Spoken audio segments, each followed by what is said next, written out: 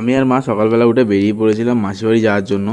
তো আজকে যেহেতু মাসিবাড়িতে জামাই ষষ্ঠীর একটা অনুষ্ঠান আছে, তো সেখানে মাসি আসার জন্য বলেছিল, তো আমরা চলে গেলাম মাসিবাড়ি যাওয়ার জন্য। তো মাসিবাড়ি যাচ্ছি যেহেতু একটু জামাই ষষ্ঠী আজকে, তো একটু মিষ্টি ফিষ্টি নিতে হবে, তো মিষ্টি নিয়ে নিলাম। মিষ্টি তারপর টোটো করে আমরা স্টেশনের দিকে যাওয়ার জন্য বেরিয়ে পড়লাম। তো টোটো করে এখন যাচ্ছি স্টেশনে, স্টেশন থেকে এবার ট্রেন ধরে আমাদেরকে যেতে হবে।